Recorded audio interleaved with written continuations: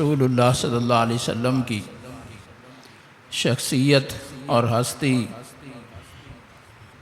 اللہ تعالیٰ کے ہاں کتنی عظیم ہے، ان تیاریوں سے اور انقلابات سے اور واقعات سے کچھ اندازہ ہوتا ہے جو حضور صلی اللہ علیہ وآلہ وسلم کی دنیا میں تشریف آوری کے وقت اور اس سے پہلے اور اس کے بعد ظاہر ہو رہے۔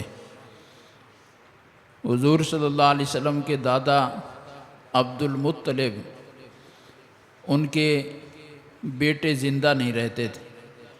ایک بیٹے تھے جن کا نام حارث تھا۔ منت مان لی کہ اگر اللہ نے مجھے 10 بیٹے دے دیے اور وہ زندگی والے ہو گئے، جوان ہو گئے، تو میں ان 10 بیٹوں میں سے ایک بیٹے کو اللہ کے نام پر قربان کروں گا۔ اللہ تعالیٰ نے 10 بیٹے عطا فرما دیے، اور اتنے عرصے میں عبد المطلب اپنی اس منت کو بھول گئے۔ خواب آیا ایک دن کہ عبد المطلب، تم نے ایک منت مانی ہوئی تھی، اپنی اس منت کو پورا کرو۔ خواب سے بیدار ہوئے، وہ منت یاد آ گئی، اپنے بیٹوں کو جمع فرمایا اور ان کے سامنے اپنی یہ منت رکھی اور پوچھا کہ اب بتاؤ تم میں سے کون تیار ہے اللہ کے نام پر ذبح ہونے کے لیے؟ تو سب بیٹوں نے کہا جی ابا جی، آپ جس پر بھی ہاتھ رکھ دیں گے ہم سب تیار ہیں، آپ اپنی اس منت کو پورا فرمائیں۔ کہا جی پھر قرعہ ڈال لیتے ہیں۔ قرعہ اندازی ہوئی تو رسول اللہ صلی اللہ علیہ وسلم کے والد گرامی حضرت عبداللہ اس وقت سب سے چھوٹے تھے، تو ان کا قرعہ نکل آیا کہ عبداللہ اللہ کے نام پر ذبح ہوں گے۔ چھوٹے سے زیادہ محبت ہوتی ہے، خاص طور پر بہنوں کو، تو وہ آڑے آ گئیں کہ ہم عبداللہ کو تو کسی حال میں ذبح نہیں ہونے دیں گے۔ کہا میری منت ہے، اللہ کے ساتھ معاملہ ہے، پھر قرعہ اسی کا نکلا۔ تو خیر لوگ جمع ہو گئے، مشورے شروع ہو گئے۔ تو مشورہ یہ ہوا، اس وقت ایک آدمی کی دیت 10 اونٹ مقرر ہوتی تھی، تو قرعہ اندازی کر لی جائے، ایک طرف 10 اونٹ اور ایک طرف عبداللہ کا نام لکھ کر، اگر اللہ پاک کی طرف سے عبداللہ کی جگہ دیت منظور ہو جائے تو پھر 10 اونٹ ہی ذبح کر دیے جائیں۔ چنانچہ 10 اونٹ اور عبداللہ کے نام کی قرعہ اندازی کی گئی، پھر عبداللہ کا نام نکل آیا۔ تو مشورہ یہ ہوا کہ اونٹ بڑھا دیے جائیں، 10 کے بجائے 20 کر دیے جائیں۔ 20 اونٹ اور عبداللہ کی قرعہ اندازی ہوئی، پھر عبداللہ کا نام۔ اونٹ اور بڑھا دیں، 30 کر دیں، 30 اور عبداللہ کی قرعہ اندازی ہوئی، پھر عبداللہ کا نام۔ یوں بڑھاتے جا رہے ہیں 10 اور نام مسلسل عبداللہ کا نکل رہا ہے، حتیٰ کہ کرتے کرتے 100 اونٹ اور عبداللہ میں قرعہ اندازی کی گئی۔ جب 100 اونٹوں اور عبداللہ میں قرعہ اندازی ہوئی تو اب 100 اونٹوں کا قرعہ نکلا۔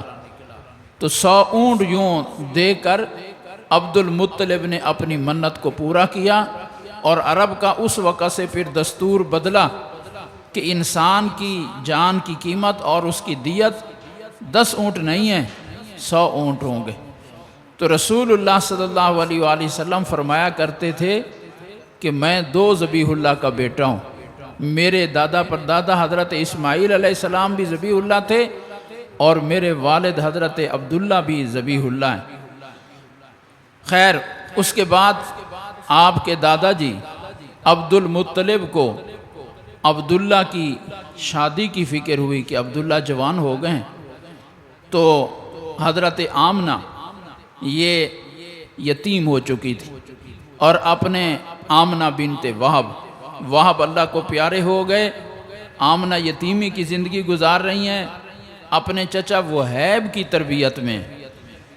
عبد المطلب نے حضرت عبداللہ کا رشتہ ان کے ساتھ کرنا طے کیا، اور اس مقصد کے لیے ان کے گھر تشریف لے گئے۔ اور جس چچا کی تربیت میں ہے حضرت آمنہ، وہیب ان کا نام، ان کی اپنی بیٹی حالہ اس کا نام تھا، وہ بھی جوان تھی۔ تو عبد المطلب نے اپنے بیٹے عبداللہ کی نسبت آمنہ بنت وہب کے ساتھ کی، اور خود اپنی شادی اور اپنا رشتہ بھی، نکاح بھی وہیب کی بیٹی حالہ کے ساتھ کر لیا۔ تو یوں حضرت آمنہ اور حالہ یہ چچا زاد بہنیں ہیں، اور عبد المطلب کا بھی نکاح ہو گیا، عبداللہ کا بھی نکاح ہو گیا۔ اس حالہ کے پیٹ سے عبد المطلب کو اللہ نے جو بیٹا دیا وہ حضرت سیدنا امیر حمزہ رضی اللہ تعالیٰ عنہ، اور عبداللہ کو آمنہ کے بطن سے جو لال ملا وہ حضور نبی کریم صلی اللہ علیہ وسلم۔ یوں حضرت حمزہ حضور صلی اللہ علیہ وسلم کے چچا بھی لگتے ہیں، اور حضور صلی اللہ علیہ وسلم کے خالہ زاد بھائی بھی لگتے ہیں۔ اور پھر ابو لہب کی باندی، جس کو ابو لہب نے خوشی میں آزاد کر دیا تھا، سویبہ، اس سویبہ نے حضرت حمزہ کو بھی دودھ پلایا، رسول اللہ صلی اللہ علیہ وسلم کو بھی دودھ پلایا۔ تو یوں حضرت حمزہ اور پیارے نبی صلی اللہ علیہ وسلم آپس میں رضاعی بھائی بھی ہو گئے۔ تو اس وجہ سے حضرت حمزہ کے ساتھ حضور صلی اللہ علیہ وسلم کو خاص قلبی محبت تھی کہ یہاں کئی رشتے جمع ہو جاتے ہیں۔ تو رسول اللہ صلی اللہ علیہ وسلم ابھی ماں کے پیٹ میں تھے، اور حضرت عبداللہ ملک شام کے سفر پر روانہ ہوئے، اور سفر سے واپس آئے مدینہ منورہ میں عبد المطلب کی جہاں والدہ رہتی تھیں، حضرت سلمہ ہاشم کی بیوی، وہ حضرت عبداللہ کی دادی لگیں، تو ننیال اور ددیال کا نانی لگیں۔ تو حضرت عبداللہ کچھ دیر اپنے ننیال کی ہاں مدینہ منورہ میں ٹھہرے بنو نجار قبیلے میں، اور بیمار ہو گئے۔ باقی قافلے کے حضرات مکے واپس آ گئے، حضرت عبداللہ وہیں یثرب میں مدینے میں بیمار پڑ گئے۔ قافلے والوں نے آ کر بتایا عبد المطلب کو کہ آپ کا بیٹا بیمار ہو گیا ہے، اور آپ کی والدہ کے گھر والوں کے پاس، عزیزوں کے پاس ٹھہر گیا ہے۔ تو جناب عبد المطلب نے اپنے بڑے بیٹے حارث کو بھیجا کہ جاؤ میرے بیٹے عبداللہ کو لے کر آؤ۔ جب یہ حارث وہاں پہنچے تو حضرت عبداللہ کی وفات ہو چکی تھی، اور وہیں پر ہی اللہ نے ان کو تدفین کے لیے جگہ عطا فرما دی۔ تو جہاں رسول اللہ صلی اللہ علیہ وسلم نے بعد میں ہجرت کر کے جانا ہے، حضرت عبداللہ گویا وہیں مستقل زیر زمین آرام فرماتے پہلے سے ہی، اور ان کی قبر وہیں مدینہ میں کسی گھر میں اور مکان میں بنی۔ اللہ کی کئی حکمتیں ہیں۔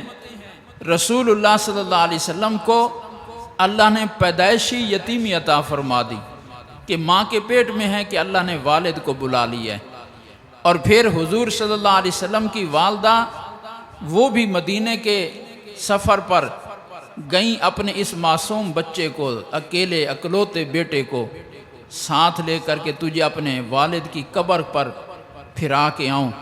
تو والد کی قبر پر لے گئیں، اور وہاں سے واپس آ رہی ہیں۔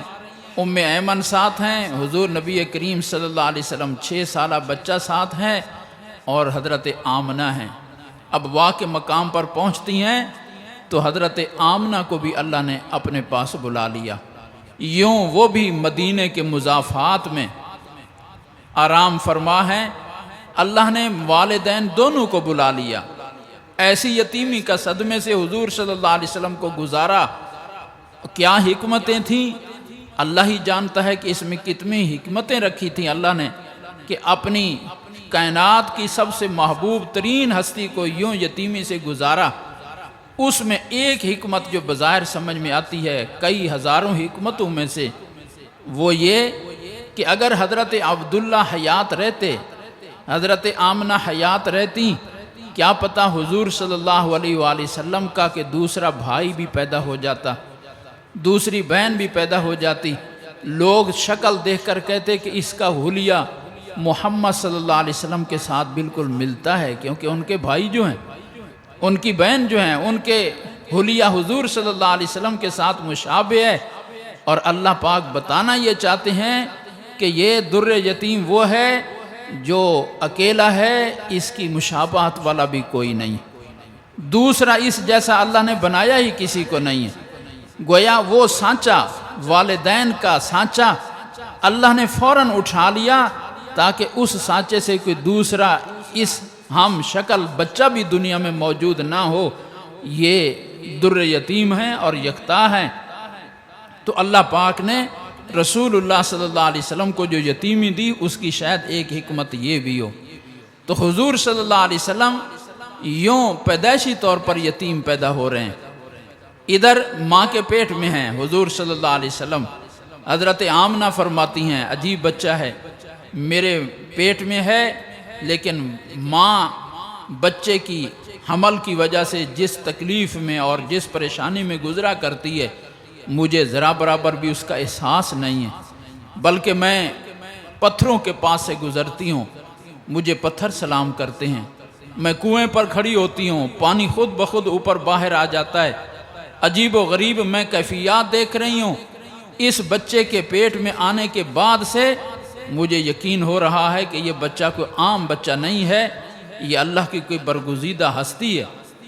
خیر، حضرت آمنہ رضی اللہ تعالیٰ عنہ جب حضور صلی اللہ علیہ وسلم کی ولادت ہوتی ہے، عثمان بن ابی العاص ثقفی، یہ قبیلہ بنو ثقیف کے طائف کے باشندے ہیں رضی اللہ تعالیٰ عنہ، ان کی والدہ محترمہ اس وقت موجود تھیں حضرت آمنہ رضی اللہ تعالیٰ عنہ کے پاس۔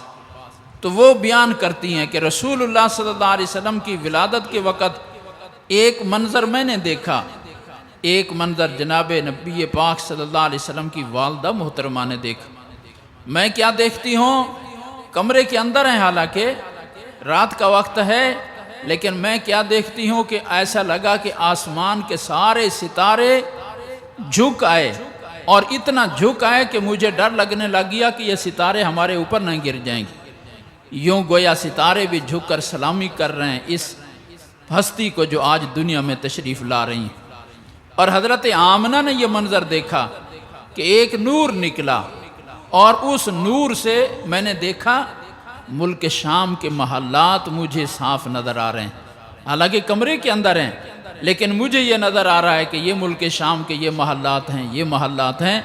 تو اللہ نے دکھایا کہ آج جو ہستی دنیا میں تشریف لا رہی ہے ان قریب یہ مشرق اور مغرب کی مالک بننے والی ہستی۔ یہ رسول اللہ صلی اللہ علیہ وسلم کی ولادت باسعادت کے وقت جو حالات انقلابات کے طرف اشارہ کرنے والے ظاہر ہو رہے ہیں، اللہ اس ہستی کی شان کو لوگوں کو دکھا رہے ہیں اور لوگوں کی زبانی بیان فرما رہے ہیں۔ ادھر ولادت مبارک ہوئی اور ادھر کسرا جو دنیا کی سب سے بڑی سپر طاقت تھی، ایران کا بادشاہ، وہ اپنے محل میں بیٹھا ہے، اور ادھر زلزلہ آیا اور محل کے چھوٹے چھوٹے گنبد جیسے عمارتوں کے بنے ہوتے ہیں، تو 14 گنبد گر گئے اس زلزلے میں، 14 زلزلے میں مینار گرے۔ وہ پریشان ہوا اور اس کو محسوس یہ ہوا کہ یہ اتفاقی زلزلہ نہیں ہے، یہ کسی بڑے واقعے کی طرف اشارہ ہے۔ ابھی اس پریشانی میں بیٹھا ہے کہ کوئی آ کر اس کو خبر دیتا ہے، چونکہ وہ مجوسی تھے اور مجوسی آگ کو اپنا معبود مانتے تھے، آگ کی پوجا کرتے تھے۔ تو بادشاہ تھا، بادشاہی خاندان کے لیے آتش کدہ ایک آگ محل، 1000 سال سے مسلسل اس میں ایک دن کے لیے بھی آگ نہیں بجھی تھی، مسلسل لکڑیاں ڈالی جا رہی ہیں، آگ چل رہی ہے، لکڑیاں ڈالی جا رہی ہیں، آگ چل رہی ہے، پورا 1000 سال ہو چکا تھا۔ کسی نے آ کر خبر دی، اس آتش کدے کی آگ خود بخود بجھ گئی۔ اس کی پریشانی میں اور اضافہ ہو گیا کہ کوئی بڑا ہی واقعہ رونما ہونے والا ہے۔ پھر مزید اسی پریشانی میں سوچ و بچار میں ہے کہ کسی نے آ کر خبر دی کہ دریائے ساوا خشک ہو گیا ہے۔ تو اب اس کی پریشانی قابو سے باہر ہو گئی۔ اس نے اپنے درباریوں کو کہا، اس ملک کا کوئی سب سے بڑا عالم میرے پاس لاؤ، اور میں اس سے کوئی تحقیق کروانا چاہتا ہوں کہ یہ حالات کیا ہو رہا ہے، کیوں ظاہر ہو رہے ہیں۔ عیسائیوں کا ایک عالم اس ملک کا باشندہ عبد المسیح نام کا تلاش کر کے اس کے سامنے لایا گیا۔ بادشاہ نے کہا کہ یہ 3 واقعات اکٹھے پیش آئے ہیں، عظیم واقعات ہیں، یہ اتفاقی حادثہ نہیں ہے، اس کے پیچھے کوئی بڑا انقلاب اور بڑا پیغام ہے، بتاؤ کہ کیا رونما ہونے والا ہے۔ وہ کہنے لگا میرے علم میں اتنی معلومات نہیں ہیں، میرا ایک ماموں ہے، سطیح اس کا نام ہے، ملک شام میں رہتا ہے، اور وہ اس وقت دنیا عیسائیت کا سب سے بڑا عالم ہے، شاید وہ اس کی کوئی حقیقت بتا سکے۔ کہا پھر تم خود جاؤ اس کے پاس اور اس سے ساری حقیقت پوچھ کے آؤ۔ یہ پہنچا عبد المسیح اس ماموں سطیح کے پاس، وہ بیمار تھا اور مرض الوفات میں تھا۔ عبد المسیح نے جاتے ہی کچھ اشعار پڑھے، ان اشعار میں اپنے آنے کا مقصد بیان کیا، ان حالات کو بیان کیا۔ تو وہ سطیح کہتا ہے ان قریب کلام اللہ کی کثرت، تلاوت کی کثرت ہونے والی ہے، عرب سے ایک ہستی اٹھے گی، مشرق اور مغرب پر اس کی حکومت ہوگی، اور کسریٰ کے یہ 14 مینار گرے ہیں، کا مطلب یہ ان کی 14 نسلیں حکومت کریں گی، اور 14 نسلوں کے بعد پھر ان سے بادشاہت چھین لی جائے گی، ان خاندان میں بادشاہت نہیں رہے گی۔ تو اللہ نے وہ ہستی آخری جس کو مبعوث فرمانا تھا وہ پیدا ہو چکے ہیں، وہ نبی ہیں، کلام اللہ لے کر آئیں گے، اور اللہ نے یہ سارے واقعات اس کی ظہور کی طرف اشارہ کرتے ہوئے فرمائے۔ عبد المسیح آ کر واپس کسریٰ کو خبر دیتا ہے کہ یہ صورتحال ہے، تو اس کو کچھ حوصلہ ہوا یہ سن کر کہ ہماری 14 نسلیں ابھی حکومت کریں گی، اور عام طور پر اس وقت عمریں بھی کچھ زیادہ ہوا کرتی تھی، تو 14 نسلیں حکومت کریں گی کا مطلب یہ کہ 14 صدیاں تو تقریباً ہماری حکومت رہے گی، تو پھر کوئی فکر کی بات نہیں ہے۔ لیکن اللہ کا انتظام یہ ہوا کہ سیدنا عثمان غنی رضی اللہ تعالیٰ عنہ کے دور خلافت میں وہ 14 کی 14 نسلیں پوری ہو چکی تھیں، اور سیدنا عثمان غنی رضی اللہ تعالیٰ عنہ کے دور حکومت میں اس خاندان کی حکومت کا 100% خاتمہ ہو چکا تھا۔ تو یہ حضور صلی اللہ علیہ وسلم کی ولادت کے وقت ہونے والے عظیم انقلاب ہے۔ مکے میں ایک یہودی آیا ہوا تھا، تجارت کی غرض سے ٹھہرا ہوا تھا۔ جس رات پیارے نبی صلی اللہ علیہ وسلم کی ولادت ہوتی ہے، صبح کو لوگوں سے پوچھتا ہے آج تمہارے شہر میں کوئی بچہ پیدا ہوا ہے، پتہ کرو کس کے ہاں بچہ پیدا ہوا ہے۔ چونکہ کسی امیر، کسی صاحب حیثیت کے گھر بچہ پیدا ہو تو شہرت جلدی ہو جاتی ہے، اور یہاں تو پیدا ہو رہے ہیں اس کے گھر میں جو خود دنیا میں نہیں ہے، پیدائشی یتیم پیدا ہو رہے ہیں۔ کس کو پتہ چلنا تھا؟ تو ہمارے علم میں نہیں ہے کوئی بچہ پیدا ہوا ہو۔ کہتا ہوا ہے پیدا، تحقیق کرو۔ تحقیق کی تو پتہ چلا عبد المطلب کا پوتا پیدا ہوا ہے، عبداللہ کا لخت جگر، جو خود اللہ کو پیارے ہو چکے ہیں، آج اللہ نے اس کو بیٹا عطا فرمایا۔ وہ یہودی کہتا ہے مجھے اس بچے کے پاس لے چلو، میں اس کو دیکھنا چاہتا ہوں، اس کی کچھ نشانیاں ہماری کتابوں میں ہیں۔ سب سے بڑی نشانی مہر نبوت کی نشانی تھی، 2 کندھوں کے درمیان آخری نبی صلی اللہ علیہ وسلم کی علامت یہ تورات انجیل میں۔ تو وہ جب اس بچے کو دیکھتا ہے اور پھر خاص طور پر کندھوں کے درمیان مہر نبوت کی زیارت کرتا ہے، بے ہوش ہو کے گر پڑا۔ جب ہوش آیا تو کہتا ہے بنی اسرائیل سے نبوت لے لی گئی ہے اور بنی اسماعیل میں نبوت منتقل کر دی گئی۔ یہ بچہ بنو اسرائیل میں سے نہیں ہے، بنو اسماعیل میں سے ہے، اور یہ بچہ عام بچہ نہیں ہے، یہ اس امت کا آخری نبی ہے جس کی حکومت اور جس کا دین مشرق سے مغرب تک پھیلے گا۔ تو یہ رسول اللہ صلی اللہ علیہ وسلم کی ولادت کے وقت چند بڑے بڑے رونما ہونے والے واقعات کا ضمناً اشارتاً میں نے تذکرہ کیا۔ کچھ دنوں کے بعد جناب عبد المطلب رسول اللہ صلی اللہ علیہ وسلم کا نام مبارک رکھتے ہیں۔ عبد المطلب کیا نام رکھا اپنے اس یتیم پوتے کا؟ کہا میں نے نام اس کا محمد تجویز کی ہے۔ محمد نام تو عربوں میں رواج ہی نہیں ہے، جنگی نام رکھے جاتے ہیں، عجیب و غریب نام رکھے جاتے ہیں۔ آپ نے اپنے بچے کا نام نیا نام چنا، عربوں میں اس نام کا رواج کوئی نہیں ہے۔ تجھے کیسے خیال آ گیا ہے کہ میں اپنے اس پوتے کا نام محمد رکھوں؟ تو فرمایا کہ میں نے اس کی پیدائش سے پہلے ایک خواب دیکھا، میں خواب میں دیکھتا ہوں کہ میری پشت سے ایک زنجیر نکلی اور وہ زنجیر بڑی ہونی شروع ہوئی، اتنی بڑی ہوئی اس کا ایک کنارہ زمین پر ہے، اس کا دوسرا کنارہ آسمان پر ہے۔ پھر تھوڑی دیر بعد کیا دیکھتا ہوں کہ وہ زنجیر اتنا ہی بڑا ایک درخت بن گئی، زمین پر اس کی جڑیں ہیں، آسمان تک اس کی شاخیں ہیں اور اس کی ٹہنیاں ہیں پورے روئے زمین پر پھیلی ہوئی، اور خوبصورت ترین پتے ہیں، اور ایسا نور ہے ان پتوں پر کہ سورج اور چاند سے بھی 70 گنا زیادہ نور والے وہ پتے ہیں، اور اس پتے میں سے ہر پتے کے ساتھ لوگ چمٹے ہوئے ہیں، مخلوق پکڑے ہو کر اس پتوں کے ساتھ، اس درخت کے ساتھ بے پناہ مخلوق چمٹی ہوئی ہے۔ قریش کے کچھ لوگ بھی ہیں جو اس پتوں کے ساتھ اور درخت کے ساتھ چمٹے ہوئے ہیں، لیکن قریش کے کچھ لوگ اس درخت کو کاٹنا چاہتے ہیں، اپنے ہاتھوں میں کلہاڑیاں لے کر اس درخت کی طرف بڑھتے ہیں، جو ہی درخت کے قریب آتے ہیں تو کوئی حسین و جمیل ایک نوجوان ظاہر ہوتا ہے اور وہ ان سب کو بھگا دیتا ہے اور پیچھے کر دیتا ہے۔ یہ عجیب و غریب میں نے خواب دیکھا کہ یا اللہ یہ کیا ہے، پہلے زنجیر نکلی اور پھر وہ درخت بن گیا۔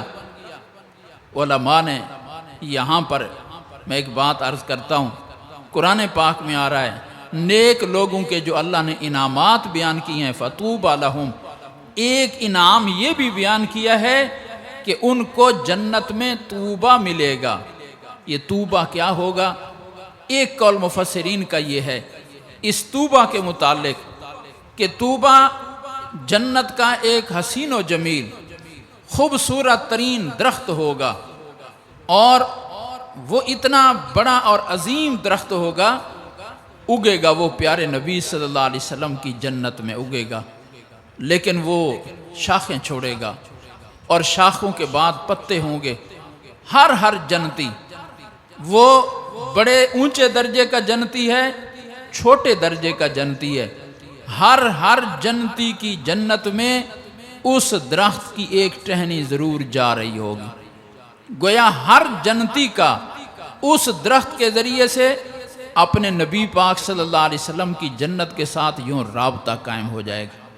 گویا اسے کوئی پوچھے گا کہ یہ درخت اس کی ٹہنیاں آ رہی ہیں، لیکن اس کی جڑیں کہاں ہیں، اس کا تنا کہاں ہے، یہ کہاں سے درخت شروع ہو رہا ہے، تو وہ بتائے گا اگر حضور نبی کریم صلی اللہ علیہ وسلم کی جنت تک پہنچنا ہو اس درخت کے ساتھ ساتھ چلے جائیں، اور جہاں اس کی جڑیں ہیں وہاں پیارے نبی صلی اللہ علیہ وسلم کی جنت۔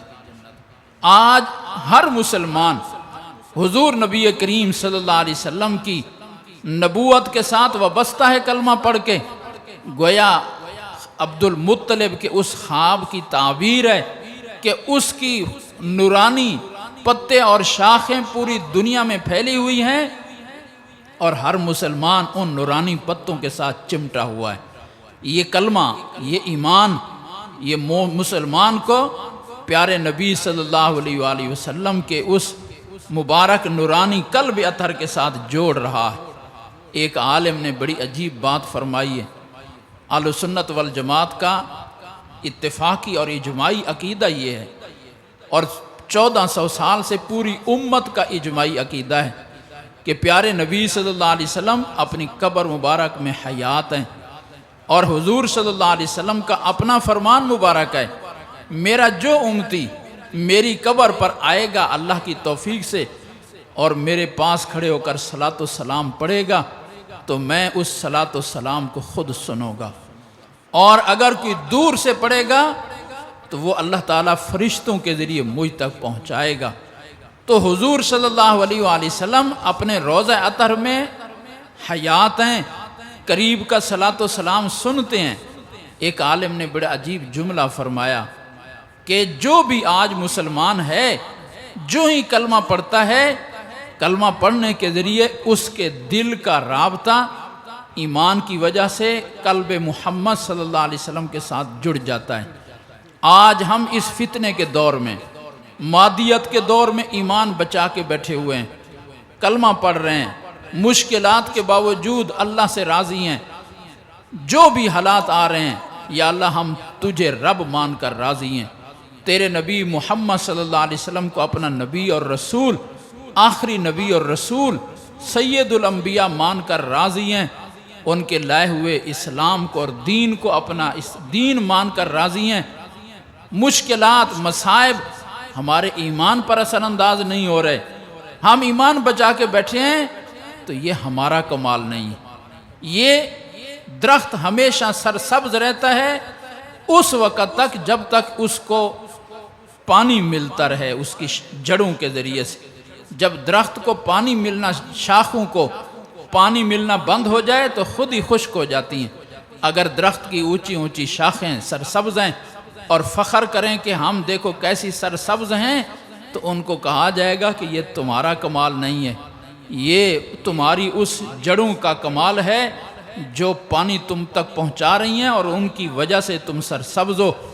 آج کا مسلمان اگر اپنے ایمان کو سلامت بچائے بیٹھا ہے تو یہ ہمارا کمال نہیں ہے، یہ پیارے نبی صلی اللہ علیہ وسلم کے قلب اطہر سے پہنچنے والا وہ نور ہے جو ہر مسلمان کے دل میں وہ نور منتقل ہو رہا ہے، اور اس نور کی برکت سے ہر مسلمان اپنے ایمان کو محفوظ کر کے بیٹھا ہے۔ ورنہ اس دور میں اگر قلب محمد صلی اللہ علیہ وسلم سے مسلمان کے دل کا رابطہ ٹوٹ جائے تو مسلمان بے ایمان ہو جائے گا، مرتد ہو جائے۔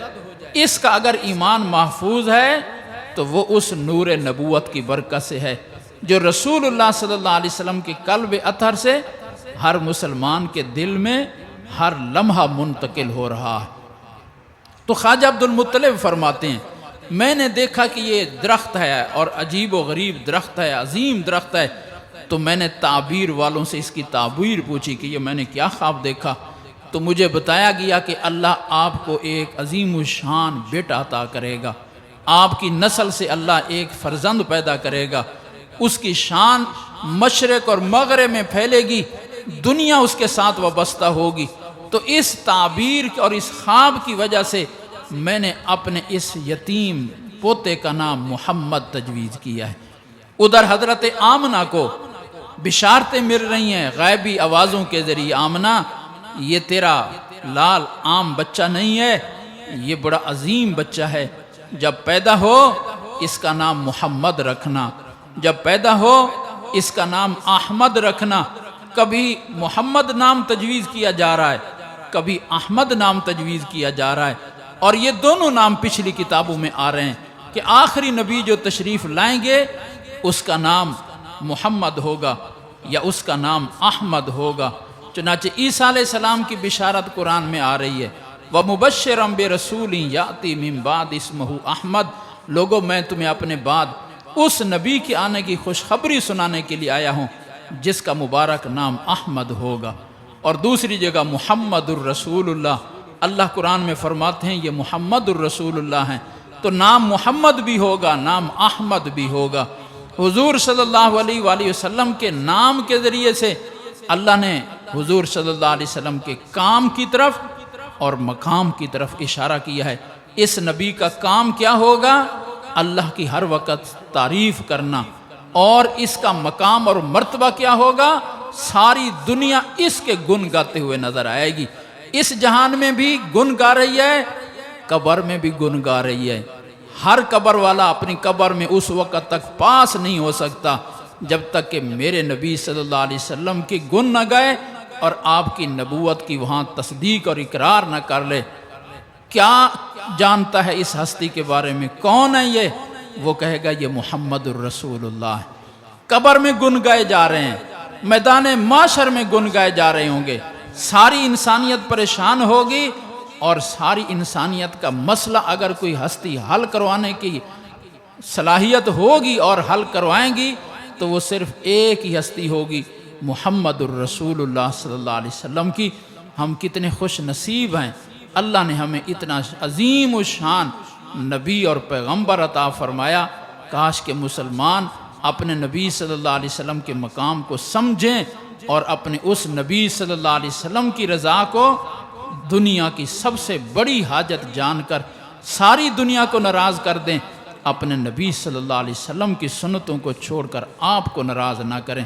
ہمارے لیے یہ سب سے بڑا سرمایہ ہے۔ اللہ پاک عمل سمجھ کی توفیق عطا فرمائے۔ سنت